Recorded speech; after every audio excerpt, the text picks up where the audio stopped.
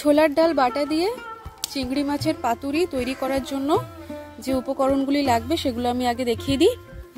আমি নিয়ে নিয়েছি ছোলার ডাল বাটা, নারকেল বাটা, ধনেপাতা কুচোনো, কাঁচা লঙ্কা, এটা আছে পোস্ত বাটা। আমি চিংড়ি মাছের খোসা, তার যে চুলদাড়ি গোফ যা থাকে সেগুলো সব ছাড়িয়ে নিয়েছি, শুধু এটা চিংড়ির যে মাংসল জায়গাটা সেটা আছে, আর আছে পোস্ত বাটা। এবার আমি একটু সর্ষের তেল দিয়ে এই সবগুলোকে একসাথে ভালো করে মাখিয়ে নেব।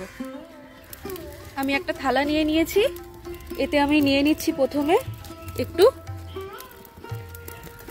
ছোলার ডাল বাটা, দিয়ে দিচ্ছি পোস্ত বাটা, দিয়ে দিচ্ছি সাদা সর্ষে বাটা। আমি সাদা সর্ষে নিয়েছি, আপনারা যে কোনো সর্ষে নিতে পারেন। আমি ধুয়ে রাখা চিংড়ি মাছগুলো এতে দিয়ে দিলাম। এতে দিয়ে দিচ্ছি আমি কাঁচা লঙ্কা চেরা, ধনে পাতা, পরিমাণ মতো নুন দিয়ে দিলাম। আমি একটু সর্ষের তেল হাতে নিয়ে নিয়েছি, এটা দিয়ে আমি এটাকে এবার মাখিয়ে নেব।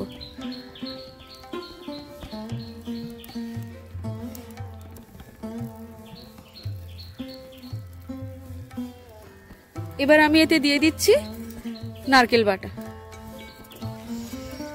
ভালো করে আমি মাখিয়ে নেব।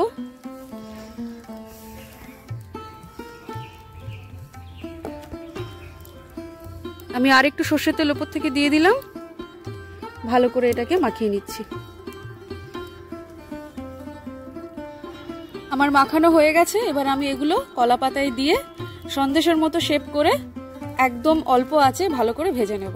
আমি কলা পাতাটাকে হালকা করে একটু আগুনে তাপ দিয়ে নিয়েছি যাতে এটা নরম হয়ে যায়। এবার আমি এতে একটা পাতুরি করে আপনাদেরকে দেখিয়ে দেবো। আমি খানিকটা ছোলার ডাল নিলাম, তাতে যেটা মাখিয়েছিলাম সেটা নিলাম। এর ওপরে দিয়ে দিচ্ছি আমি একটা চিংড়ি মাছ, আর দিয়ে দিচ্ছি একটা কাঁচা লঙ্কা। এবার এটাকে আমি ভালো করে প্যাক করে নেব।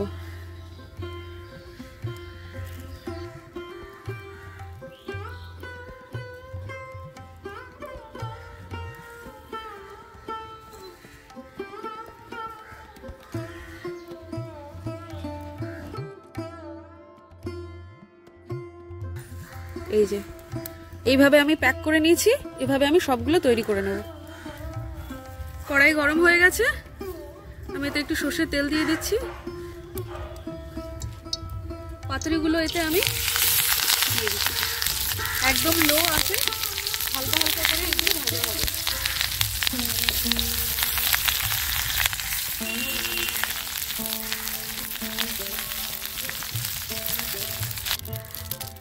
এপিট ওপিট করে উল্টে নিচ্ছি।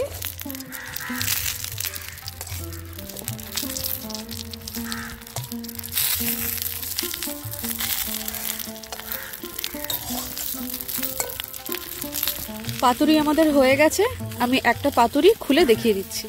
প্রায় মিনিট 10 একদম সিমে দিয়ে একদম অল্প আঁচে আস্তে আস্তে এটা ভাজা করে নিলে খুব সুন্দর ভাজা হয়ে যায়, আর একদম সন্দেশের মতন দেখতে হয়। এই যে দেখুন, এই যে আমাদের পাতুরি একদম রেডি। আমি এটা মাঝখান থেকে ভেঙে একবার দেখিয়ে দিচ্ছি। এই যে এই দেখুন ভেতরে চিংড়িটা, সবকিছু একদম সুন্দর সেদ্ধ হয়ে গেছে। আমি আরেকটা খুলে দেখিয়ে দিচ্ছি। এই দেখুন,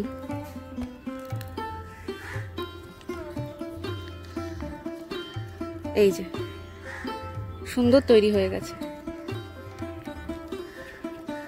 এই যে দেখুন একদম সন্দেশের মতো খুব সুন্দর তৈরি হয়ে গেছে।